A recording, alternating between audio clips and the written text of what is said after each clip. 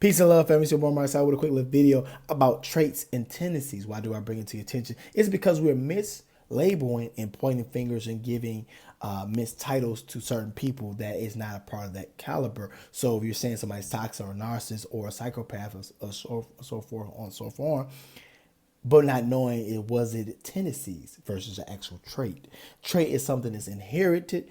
Tendencies is something that's came about, which behavior was changed in the process of them moving or growing or a different situation that they was accustomed to, right?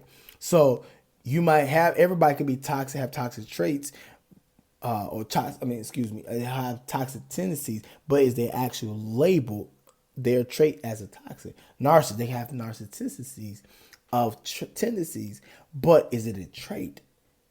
We have to know the difference, you know what I'm saying? So I give you this scenario. My dad told me a story about a snake that was in the cold, hurt, bandaged, damaged and whatnot, and it was hungry, right? This guy saw the snake, picked it up, took it home, got it warm, healed his wounds and everything like that, and fed him, right?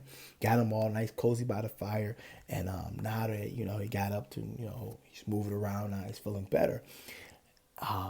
As the owner or the person that came to rescue him looked after him, he tried to coddle him, whatever, and the snake bit him.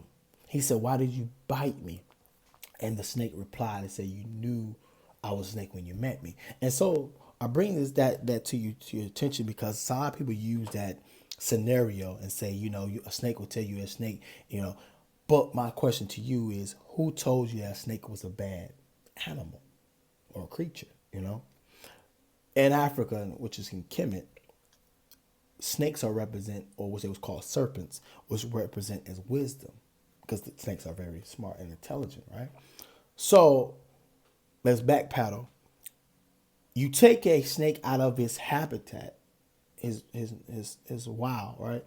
And you, in your mind, you thinking this is going to help, aid and assist him, which is cool, right?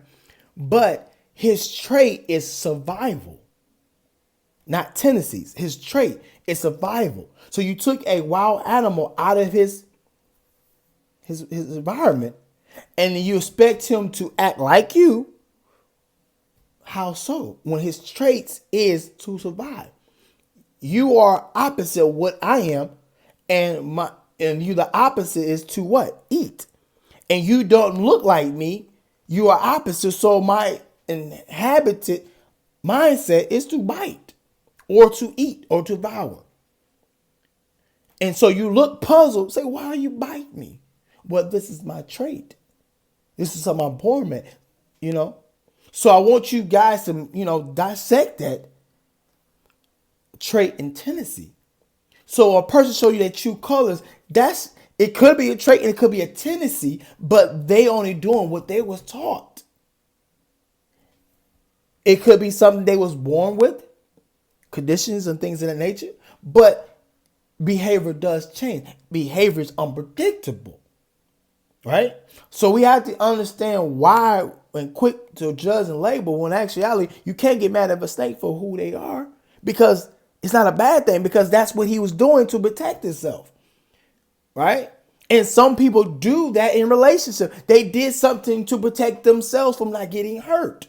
So is it a trait or is it a tendency? So I would say with tendency when it comes to relationship, because they really, unless someone taught them that, to say, "Hey, Amari, you better, somebody love you too hard, make sure you show them the bad side for you, not hurt, protect your heart." No, that's something you gradually learn as you move forward in life. So, ladies, I'm bringing to your attention is understand what a trait is and understand what the tendencies is before you label and mislabel people or point fingers to people or blame people for something they have done. It may be a trait or maybe a tendencies, but the tendency can change. The trait can be modified to a certain degree, but it might not change completely. Peace and love, family. It's your boy Amari Asad.